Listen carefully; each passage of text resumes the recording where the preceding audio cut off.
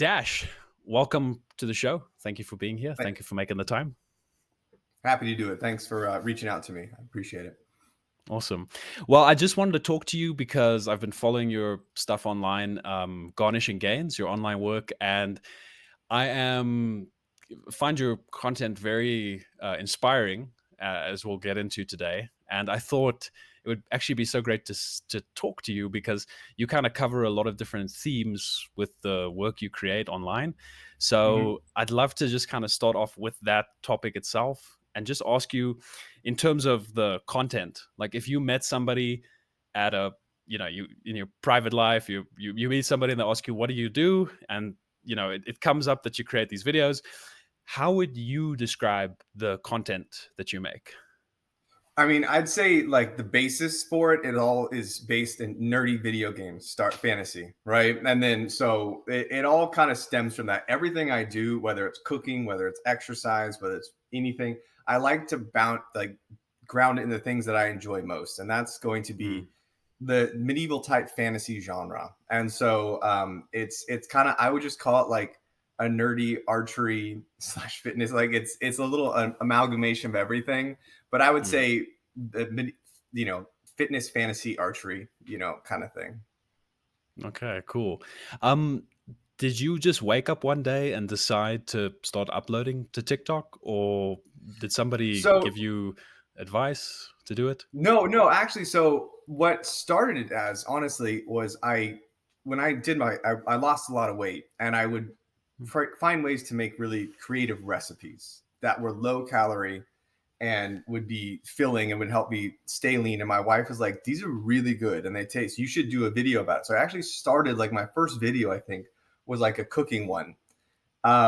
And then I did one video which was just like me pulling a bow in my garage, just training, and that like just absolutely just exploded. And it was like, what on earth? And so then I was just like, kind of emboldened me to do stuff that I like more, because cooking is cool, but archery and that's something I enjoy much more. And so I started mm, doing more archery videos, and that resonated a lot with people. And so I was able to kind of make videos into something that I already like to do.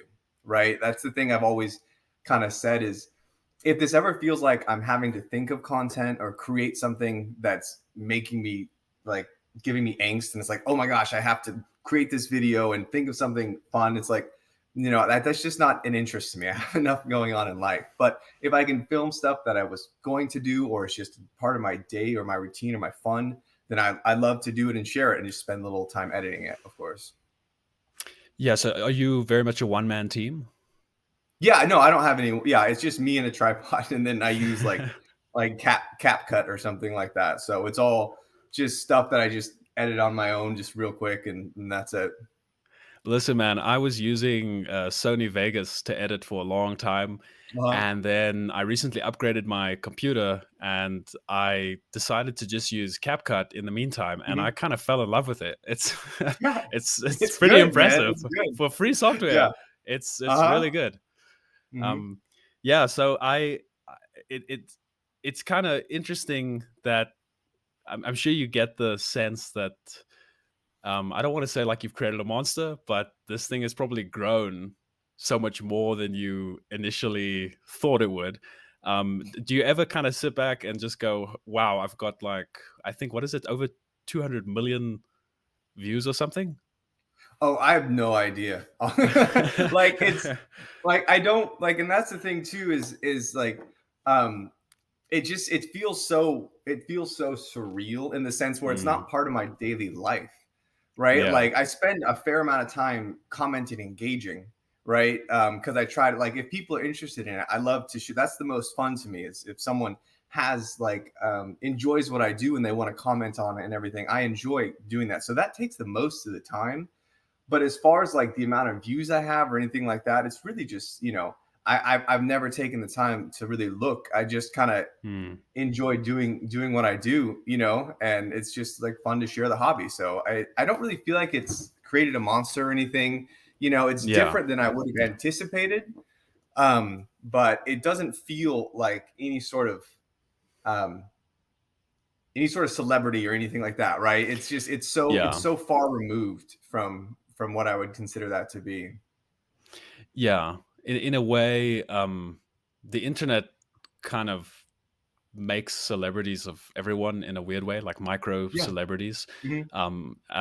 You'll get people that might recognize you, say, "Hey, I know you," but I think the fact that you don't do it for that reason is likely why it's so successful. Because I don't know if you've heard that expression that the man who loves walking will walk further than the man who loves the destination. Yeah. So, Okay. so the guy Mhm. who you just make the content because it's what you are already doing and you just happen to be filming it. No one can really compete with you at that because that's something that you just love to do. So it doesn't feel like Yeah. work. Whereas if someone's No. doing it Yeah. for work, they'll just fall behind eventually. Not to phrase it like a race, but I think you get my point. Mhm.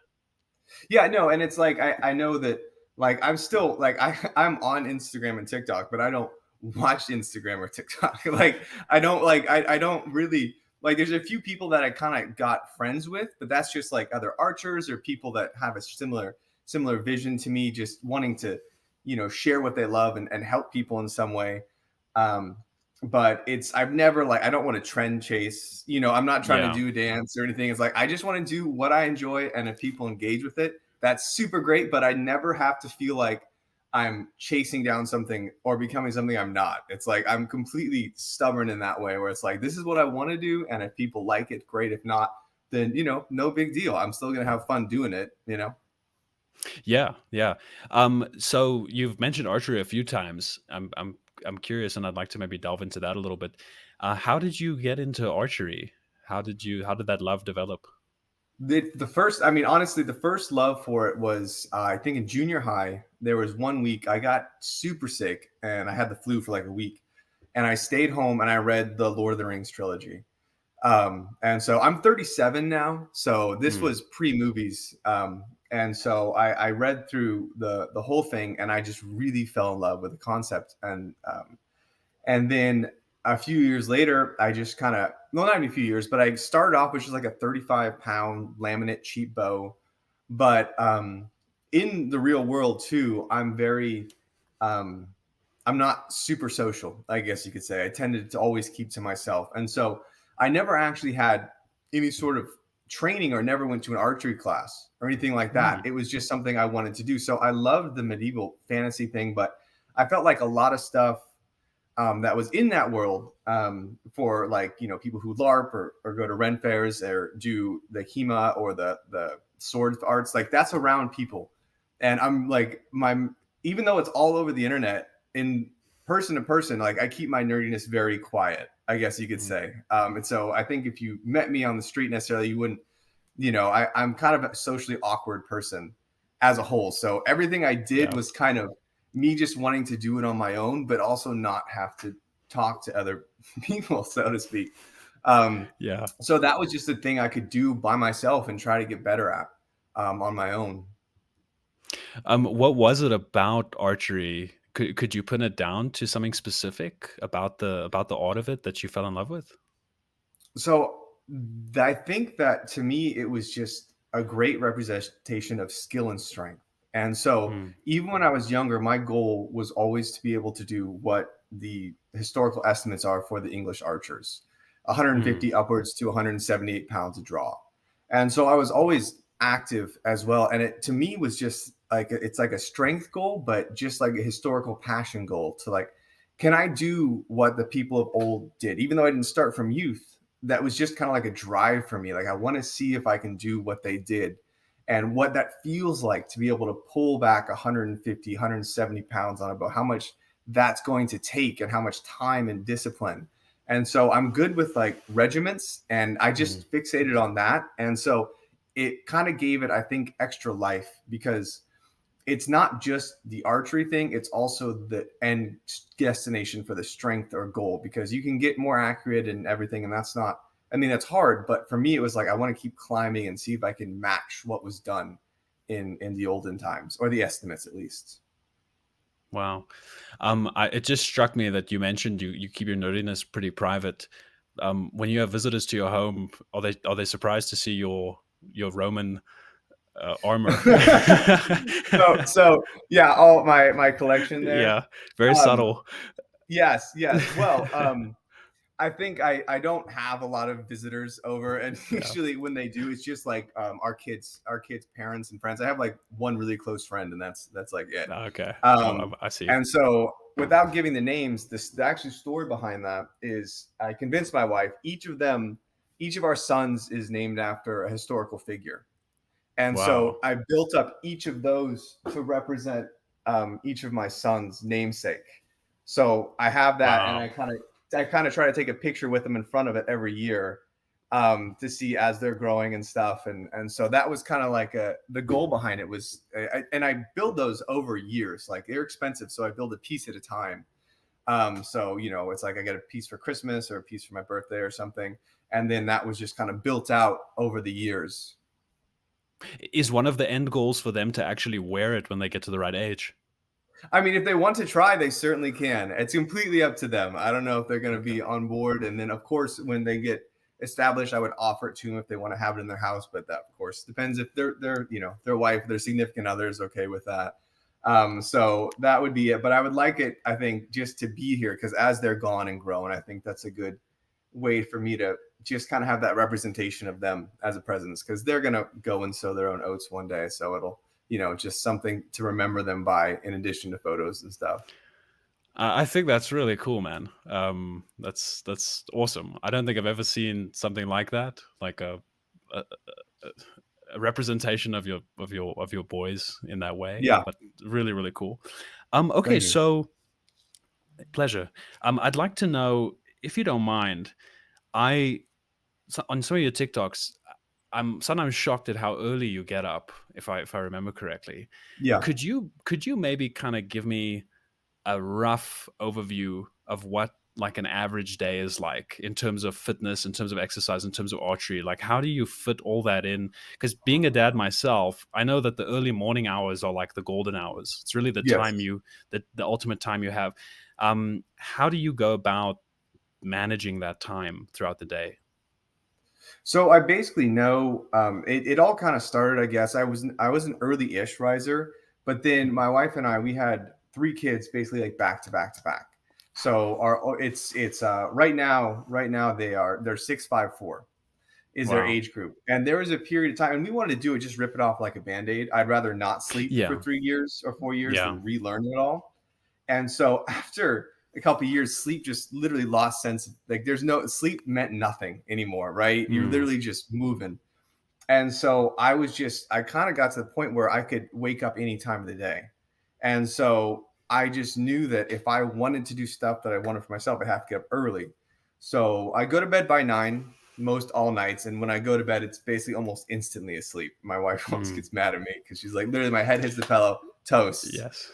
Um, Yes. and then I wake up generally Monday through Friday. I wake up at 3 in the morning. I go downstairs and I have a trainer in the garage. It's a smart trainer, and I do an hour to an hour and 15 minutes of pretty intense cycling. Cycling is another passion I have, Mm. and just doing like time trials type stuff. I'm not like a long distance cyclist. I'm a little heavier than a climber, but I like to do that. So it's basically like heart rate for is 140 to 160 for like an hour. So it's very intensive type exercise. I get done around 4:15, and then I'll go to the gym. I spend about an hour at the gym, and then I get home at about 5:40 at the latest because the youngest usually wakes up around 5:50, 6 o'clock. And so once he's awake, then I bring him downstairs, and then they just kind of slowly shuffle down the stairs, and I get them all set for the day. And I like to try to let my wife sleep in as well as much as she can because I'm up early, so there's no reason everyone has to be up early. And so Yeah. then I just kind of take it over, and then she comes downstairs after she wakes up as well. So that's my window. And then the archery, generally, I just try to film as much as I can in one day on like a Saturday. And usually, Okay. usually I'll have like the boys out there or something. They're just in the background most of the time. Sometimes you hear them yelling as I'm doing it, but it's all done generally in like a day. And if I want to shoot, just during the week, I don't usually film it because I don't. It's just like it's just training. But I just try to have like 6 or 7 ideas in my head. I'm like, I want to try to do this, this, this, and this, and then I'll just space it out as the week goes on and see which ones, see what ideas fleshed out well if I edit it. Okay, fascinating. Do you feel like you're I mean, I wanted to ask you how your day is if you somehow miss your morning routine, but it sounds like that's pretty much a staple. Like, it's not something you would just sleep through, right? Right. No, and honestly, there's days where I don't even set my alarm. Like, and I'm just awake at a at close to 2:33. Like my body is just it's in the Wow. latest I can sleep in is like 4:45 probably, and then I'm awake, and then I'm like, well, I don't have time to go to the gym, but I'll do the trainer. And I Yeah. like the cardio way more than the gym, anyways. To me, lifting weights is arduous and boring. I mean, I honestly hate it. But I do it just because I want to try as I get older to keep the muscle tissue and fibers and they start to dissolve as you age. So as long as I get cardio in, I'm generally pretty happy. I could, I do weights, but I could care less if I miss it on a certain day. But I generally don't often. Okay, and in terms of diet, are you fairly strict with what you allow yourself to eat? Yes, yeah, I'm very regimented. I've done a few videos I think in the past, but I was a lot heavier before back in 2016. And then I kind of buttoned it up a little bit and figured out a way that I could eat. And so I, for probably 3 years, I tracked everything I ate, and I would weigh things, and I'd get things set. And I can't really tell you what made that click in my head. It was just like Mm. if I do something, I'm pretty literally I focus on it very, very hard. Anything I do, it's like it's just a passion. And so I really just scoped that out. And since then, it's just kind of become routine. I know exactly where my numbers are for the end of the day is proteins, fats, and carbohydrates. And I keep it in a window most every day. And once every 2 weeks or so, I'll have a date night with my wife where there's just, lots of beer, lots of food, just tons of, just all the stuff. But any other day, like I'm very strict. Yeah, I guess you have to be to maintain that physique, right?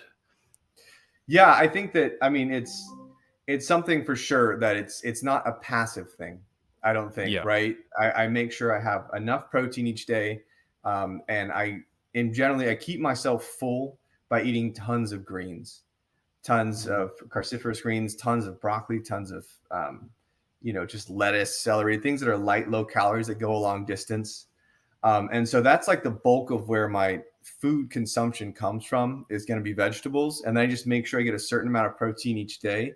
And from what I've read and gleaned, it's like anywhere from, it's like zero point 0.7 to 1 gram of protein per pound of body weight if you're trying to, stay or gain muscle. So I just make sure I'm in those numbers. And then the rest of it, I just fill with greens. Basically, I don't have, any other, junk food during the week, so to speak. Okay. So, if you, let's say, met someone who maybe just watched your videos and then they said, well, you know what, I really want to exercise, but I struggle to motivate myself to get up and to go and do it. Mhm. But I know I want to do it. How would you advise someone to kind of get out of that rut? What would kind of the next move be going forward?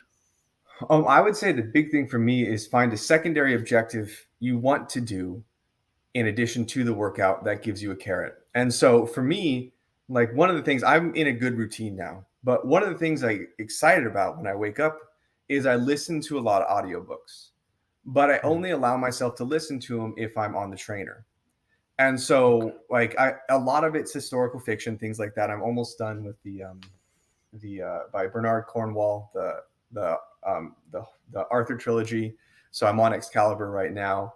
And so I basically am like, if I get to a good part or there's like a great scene or an action scene and it ends, I'm like, dang, and then I know the next morning I'm going to continue that. So I think a big part of it is finding something else aside from just, I know it's a very macho culture and like fitness is like embrace the suck, embrace the suffer. But for me, it's like find something else that gets you there besides the suck and the suffer, and then let it become a routine. So I think that's one of the big things for me is just find another reason that gets you up early. That because if you just like, I want to be fit, I want to be healthy, that's not necessarily motivation to get out of your bed. And then Mm. the other thing too is I know if I get home at 5:30, I might have 30, 40 minutes to play video games before the kids wake up.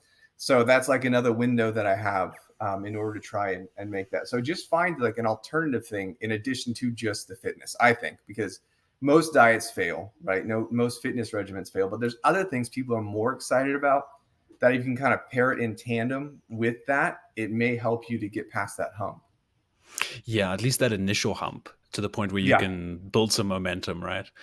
Yes. So speaking of video games, I play video games myself, and Okay. I view it as a form of leisure.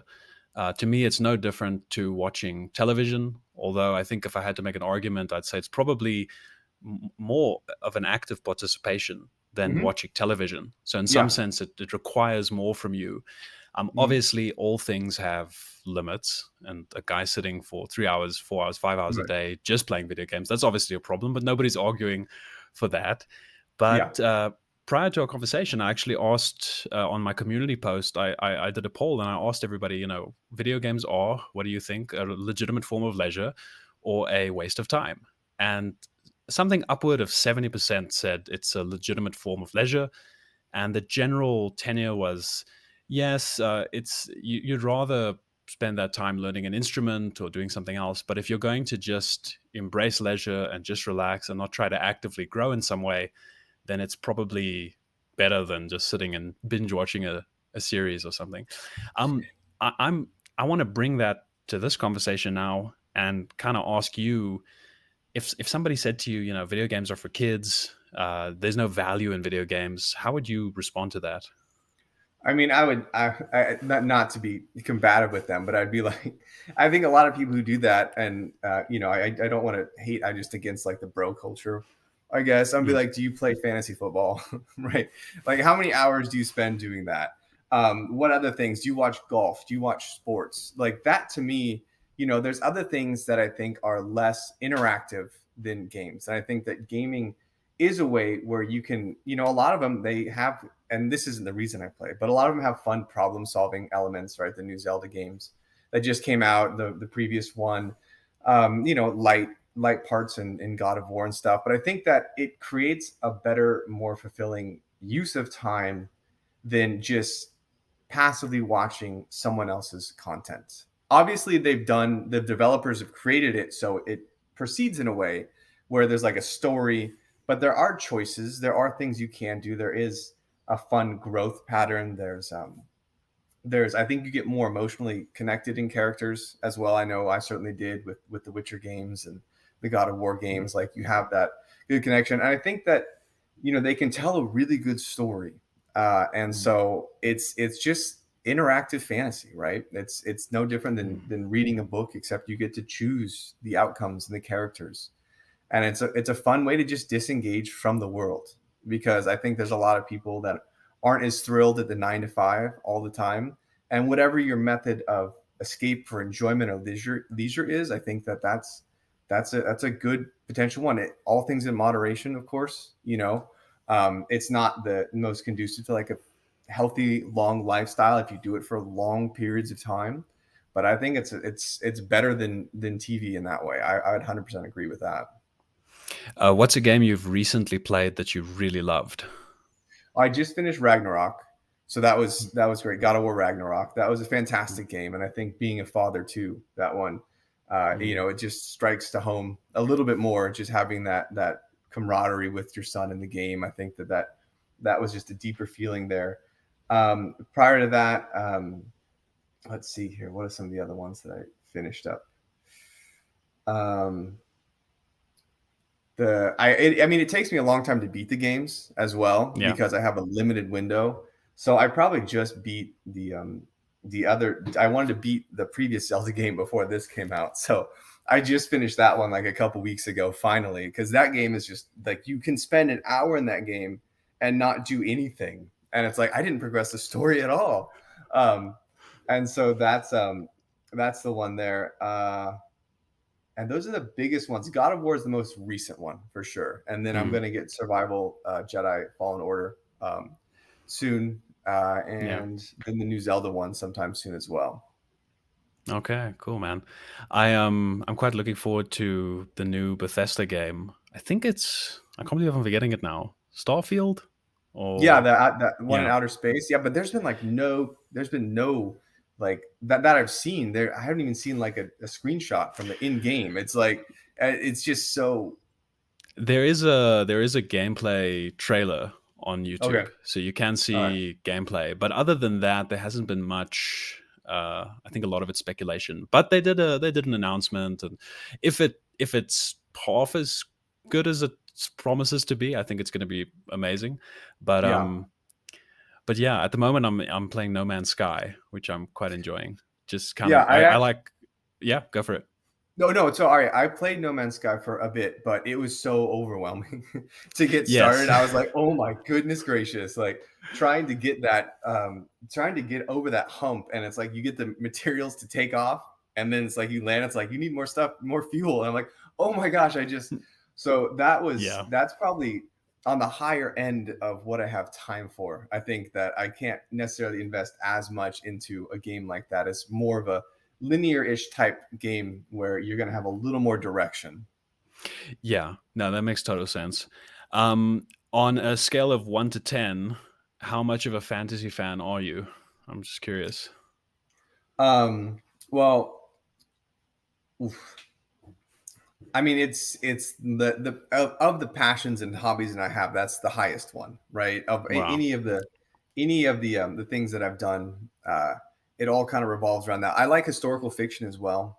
I read a lot of those books, but I don't read a lot of high fantasy books. So most of the Mm. stuff is done through gaming, through television, whatever those series may be, Game of Thrones, etc. Um, and so, but that's my favorite. If I were to break it down, if medieval RPG type game comes out, then that's the one I'm most interested in, for sure. Mm. Any of the Elder Scrolls, all of that. I tried the online, but again, that's a little overwhelming time wise in order to make progression, and I just don't necessarily feel like I have enough time to invest in an actual online MMORPG at this moment. Yeah. Do you ever struggle with that kind of feeling of guilt that can come when you do have a job and you do have all these responsibilities? I know a lot of guys who work and then play games. They'll often talk Mhm. about this sense of guilt, like, man, I really should be doing something else right now, and it almost stops them from playing. Do you ever feel that? Generally, not, because again, it's like maybe 30 minutes a day. That's what I get. And that's Okay. only from like 5:30 to 6 in the morning. The only time I had a big binge was my one friend when the new when Elden Ring came out. Basically, my wife said, "Feel free to take a weekend and just play." And so I literally went to his house. We set up two TVs and we played, whew, from Friday to like Sunday. I think we played, or Monday, like 55 hours or something like that. We just did not sleep. We just play like, and Wow. so because my favorite, like of the more recent ones, and I can't believe I forgot Elden Ring, but all the Souls games I've played to the nth degree, even with Demon Souls when it first came over and it was really not well known. I played through that one. I was like, "What is this game? This is madness!" And I just kind of fell in love with it. And then all the Dark Souls game and Elden Ring was just, I that was like, I don't take much time away, but that was a fun thing. But any other time, I know that from like 3 to 6, it's just my time, right? I'm Mm. sacrificing sleep to do it, and Yeah. so then when it's done, if I get home, like there's just, with the three kids, there's no opportunity. Like I'll play Mario Party sometimes. Like the oldest one, 6, I'll give him a control, and the other two I give like an not plugged in control. So it's perfect because it's 4 players. But anytime I'm home, there's not going to be a moment of silence. It's impossible. Yes. Yeah. I don't have three kids, but I just with one, I know what you mean. Yeah. Okay. So you mentioned fantasy and you mentioned Lord of the Rings earlier. One of the questions I wanted to ask you is just what is your favorite fantasy world? Is it Middle Earth? It's actually the fantasy world from the Witcher. I think there's Okay. there's nothing there's nothing that I invested more into, like emotionally, in a game than The Witcher 3. And Mm. even like with the DLC on that game, like those were some of the best Blood and Stone, or yeah, Blood and Wine, Hearts of Mm. Stone. Like those were some of the best pieces of gaming I've ever played, and I was so distraught when it was all over. I came late, but I bought all the books, and I read all the books. Um, and went back. I played all the. They had the Throne Breaker game. I don't know if you ever saw that one where it was like a Gwent game where you controlled a character, you could get resources and stuff, and the battles were fought by playing Gwent. And just the it was just the one that I loved the most. And I think this is a little cheesy, but I think that Yennefer is very much reminds me of my wife, just like a boss. And I love that in a female character, just no F's given and just a rock star. And so I think that was the other part of it. I just loved the characters, and that's the one that I enjoyed the most. I fell in love with the most. Yeah, I love the grittiness of the world. And I think Hmm. this is a common critique of Tolkien and Middle Hmm. Earth is that, and I actually don't think it's a problem, but the characters are very heroic in the sense that, especially in the books, they are Hmm. true heroes.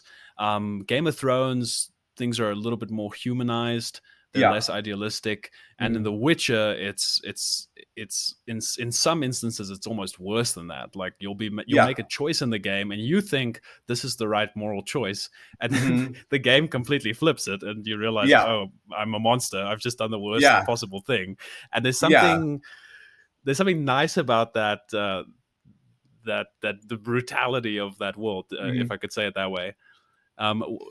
Is that something that you enjoy about the Witcher games, apart from the I think mechanics? Yeah, I think of it is I think it's great because you have real consequences to actions. Like I think the Bloody Baron quest, right? One of the first ones where you have to take the baby or whatever, and it ends and there's that cut scene. And I got like the worst one, it's like the wife died, the guy killed himself, and I was like, oh my gosh, I thought I was doing the right thing.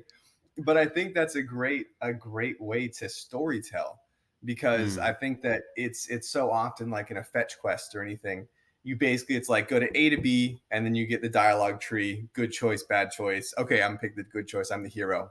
But in games like that, it kind of explores a little bit more of the complexity of the interaction that people have, and how you may be helping one person is actually making things worse for another person. You choose to bring the wife back to the Baron, and that makes things worse for everyone. And you choose to say no, and he does this. And I think that it adds a little bit more tangible weight to decisions, where everything is fleshed out more in a way where you can't just do the cookie cutter thing.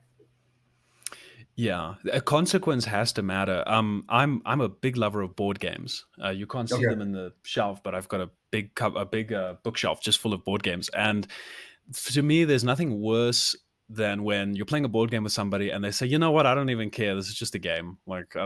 I don't care." Yeah. There's nothing worse than that. There has to be a sense of consequence. And to me, Mhm. play is something that you do for it. You do it for its own sake. Mhm. This kind of speaker, Alan Watts, had this line that the point of listening to a song is not to get to the end of the song. Otherwise, the best orchestras would be the ones that played the fastest. The Yeah. point of the song is found in each moment of the song. The point of the song is the song. In the same way, Mhm. the point of the game, you have to see the consequence within it. If you just constantly go, "Oh, this is just pointless," uh, Mhm.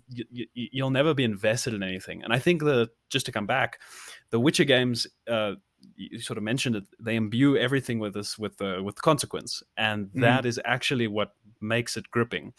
Yeah. And the less the less grounded it feels, the more on the surface, the more superficial. What's the point of emotionally investing, right? Right. Right. Yeah. So, I want to switch over now to a topic that's very dear to my heart because it's it's a new topic for me, Okay. which is fatherhood. So, my daughter's just over a year old now, and it's been a crazy year. You mentioned ripping Mhm. off the band-aid, having three children, Yeah. one after the other. When you said that, I just my respect for you just went up because I know I know just from having one how challenging that is, but it's Mhm. beautiful and it's amazing. And I think for all the times parents kind of jokingly complain about how challenging children are, I think we only do that because uh, if we just spoke about how much joy they bring us, we'd probably drive people crazy. But Yeah. what I wanted to ask you is, and this is such a broad question, but I think these are the best questions to ask. But How did becoming a father change you? I think that it.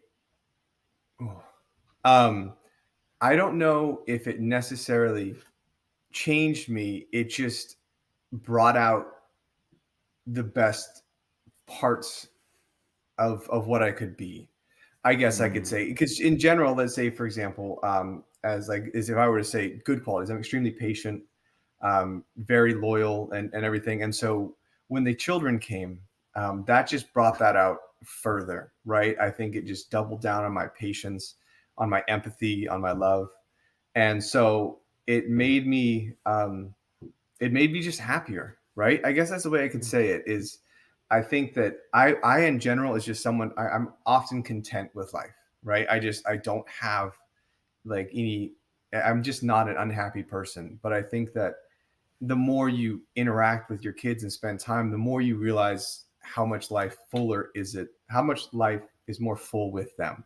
And so I would say that it's made me just more grateful for everything and more happy about life in general. And it's like I think it gives you that extra cushion where I think that even though kids give you a hard time, if you have a rough day at work or whatever, there's nothing that's gonna even and I love my wife more than anything in this world, but if you come home and your kids run and give you a hug, like all that other stuff just washes away, right? It just mm. grounds your perspective in what's important in the world and makes any of the bad times easier because you have that to look forward to, and you gives you that drive and that reason to want to be a better person, provider, whatever, because it's like you have a focal point as to where your energy needs to go. Yeah, and it's such a clear focal point. Hmm. It's so obvious and undeniable to you that this is where this is the end goal for all your efforts, all Yeah. your early mornings, all your hard work, all your Hmm. whatever you're doing for your day job. You have a very clear end point, and it's to maybe use an archery metaphor. It's a very clear target, and you know when Yeah. you've missed it, and you know when you're closer to it, and you know when you've hit it.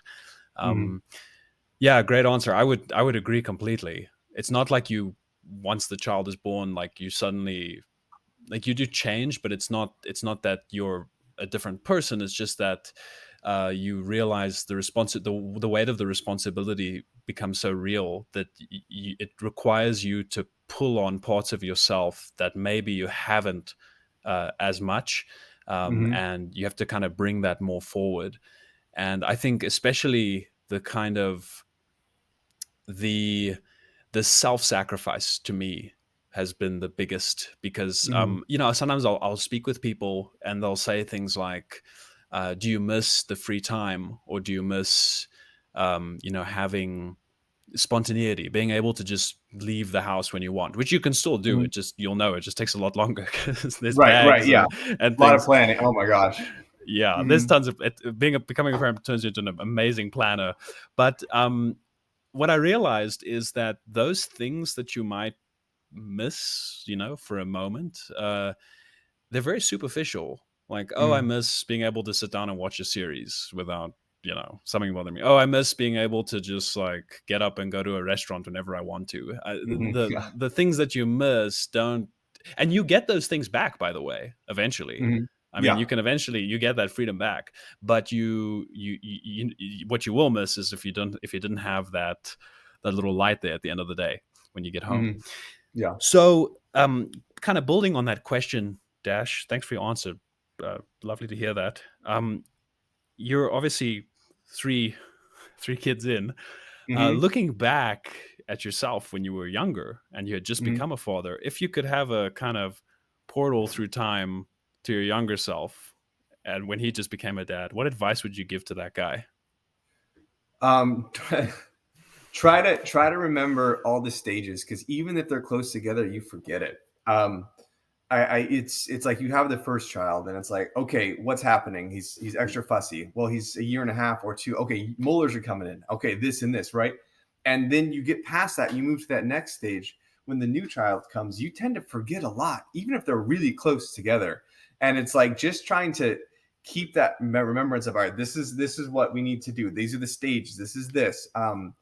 I think that thankfully, I've been able to be to where the point I don't have regrets in not being present, right? I think that's the one thing my wife and I talk about is because my wife is an empire builder. You know, we both work in real estate, by the Mm. way, and she's a mover and a shaker, and she's an empire builder, and she is like driven to create. And I'm like, we have this conversation frequently, and we're in a position in our lives where we've been fortunate. We've worked hard to have enough to not, want, and we have the opportunity of time.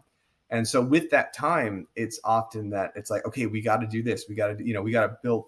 And, we talk about it. And the one thing we have, we're friends with people that are older. The one thing that everyone has always said is I wish I would have spent more time with my kids when they were younger. Bar none, Yeah. right? Everybody says that. And that's a conversation we have frequently. And every time we have it, it's like, you know what? This is it. They are small for one time. Money can be made. If you put yourself in a position to be able to spend more time with your kids, use what you have now and then build that empire when they get older. When they go to high school, when they don't want to deal with you, right? There's going to be a time where they grow up and they go on their own, but it's only one time where they are going to jump on you when you come in the house. They are going to just be constantly asking you to play. And even that can be exhausting. But I think that that's one thing I've been fortunate in is that I've been able to, I try to relish the moments all the time. And I think that's just the one staple that I have. I just never want to have a regret that I didn't take the opportunity to spend that with them when I had them. Yeah.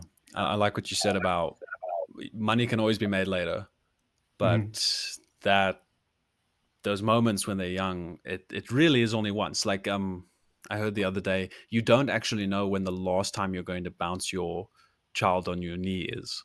There's going Yeah. to be a last time, but you don't know when it happens. Hmm. So, um, kind of taking the other side of the coin now, what's the most challenging thing about being a father for you? I think it's being able to observe your children to raise them in the way that is best for them. Because having three, you think one approach works for the first one. Our firstborn is a certain way. Our second one is completely different. And our third one is 100% different. And I think the most challenging thing is just is making sure you're constantly observant to their habits, how they're reacting to you, how they react to certain things, and not trying to do a one size fits all for each kid. Because a way to, as long as it's within the fairness and equality, right? It's not like where one kid gets this toy and then they're going to get the better one because they cry it harder. It's like you want to be sure that the way that you engage with them, they're responsive to. And so I think that's the hardest thing is being able to find those things and having the patience to figure out what works. So for an example, our second son, he has a really hard time getting overwhelmed sometimes, right? Just emotionally. Oh, and so for him, I've learned if I sit down with him and I just put my hands out, he'll grab my hands and he'll be able to like take a calming breath, right? I'm like, okay, let's talk this through. Let's breathe it out, right? The youngest one, he's just kind of right now, I love him to death, but he's a little thug. He's the youngest son, so he's gonna be the one. Like, if there's gonna be anyone in the family that protects the brothers, it's gonna be the baby. He's crazy, but he responds very differently to certain things. I can't sit down with him to calm him necessarily. He Mm. doesn't respond in that way. And the oldest one is different as well. So I think it's the big part of making sure you're trying enough to figure out how you can best help them to figure out who they need to be, I guess you could say. Yeah, that makes sense. Seeing them each is unique because they're each Mhm. radically different. Something that shocked me when I became a dad is how much of the personality is there from the beginning. Yeah. Right? I used to Mhm. think maybe people are blank slates, kind of, and Mhm. then they get etched by life, and they do get etched by life to a degree. But it's shocking how much is there, and so Yeah. each child is. And I'm saying this like I've had multiple children, but with my child, I've noticed there's a specific way I have to handle her that if another parent tried to handle her the way they handle their kids, it's just not Mhm. going to work. Right. And this is maybe a touchy point, but even like sometimes grandparents will try and handle the baby in a different Mhm. way, and you'll know as their parent that that's not how they're necessarily going to respond. Mhm. So, but you're also learning, right? So finding that Yes. out, I can definitely agree. It's definitely challenging, and it's going to get more challenging, especially as my daughter gets older. Okay, so Yeah. just to kind of end on a maybe a slightly higher note, what do you? I think you've kind of already answered this question, but what do you enjoy most about being a father? I enjoy being able to share experiences with them for the first time. Again, I mean, it's like our oldest, we took him to Disneyland when he was 3. And he was very into Mickey and Disney at that point. And being able to see that wonderment again through their eyes is amazing. Being able to be, because he's not going to remember that trip. There's no way. It's gone. They're young. But the trips are for the parents at that point. You're being able to Mm, experience that with them and be a part of them as they figure out the world and they get to see things for the first time and get excited about things. And I think that it helps to reconnect you to that childlike wonderment, right? I think it brings you back a little bit because as you get older, I think some people can get jaded with the world or the way things work, but being able to experience those things again with your kid is a great way just to have moments with them and also be able to bring it back a little bit as well and just kind of experience that childlike wonderment for the world again and for the things that exist that just seem natural or commonplace. yeah. Um, I I'm curious, do you feel like because of your interest in video games and your love of medieval history and history in general, do you think that that's going to make it easier for you to relate to them as they grow up? I'd hope so, but it all depends on what they want to be, where their interests lie.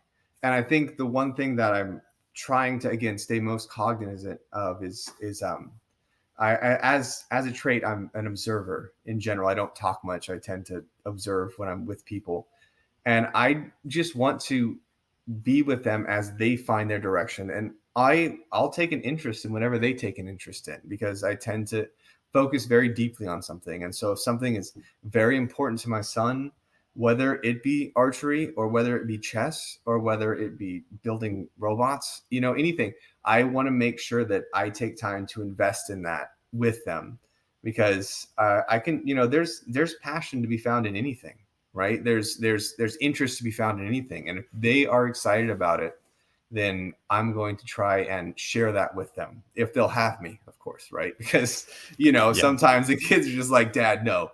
But I want to try and adapt with them. So obviously they'll see what I love by what I do, and they'll play with me. And then if they find something else that they love, I want to try and invest in that with them to have something together. Yeah, a big focal point on my channel and the work I'm doing on the channel is this British author G.K. Chesterton, and he said that there are no uninteresting things, just uninterested people. And he had another quote that was similar, which is that the world will never starve for wonders, but Hmm. but will starve for wonder. And that to me has been very helpful to know that whatever someone that you care about, whether that be your wife or your kids, whatever they get interested in, if you think it's boring, you probably just don't understand it well enough yet, or you Hmm. haven't taken the time to try and see what they see in it, right? Hmm. And having that understanding is nice because it kind of unlocks the world to you. There Yeah. is no boring topic, even something that Hmm. might to someone sound boring. Like I'll just randomly think of economics. Hmm. If you really get into it, it's fascinating, and I think that's Hmm. true for pretty much everything. I don't think there's Yeah. really something that's completely boring. Hmm. Even paint drying, if you analyze the process, it's probably a little bit interesting. Yeah. Yeah. Yeah. So, Dash, thank you so much for your time today. It was really lovely speaking with you. I always end things by just giving the other person a chance to plug anything you'd like. So, if someone is watching this and they really like listening to you and they want to see more of your content, where should they go? What should they do? Um, I'm on Instagram, TikTok, garnish and gains. I, I don't really have anything to plug. Just look at the social media stuff. If you guys like nerdy medieval fantasy stuff, feel free to check it out. But sorry, I'm not like, I Perfect. don't have a promotion set or anything. No, that's fine. Yeah, so that's pretty much all I needed. Just garnishing gains. I'll put a link to that in the description Okay. for anybody, so they can just click that and take straight to your page. And then yeah, I just want to say thanks for the work you're doing, man. Like I find your videos very inspiring. Like I said at the beginning, very hopeful and a positive voice on the internet sphere and on TikTok, which is nice to see. And Mhm. yeah, just thanks again for your time. I appreciate it. No problem. Thanks for having me. It was great talking to you, man.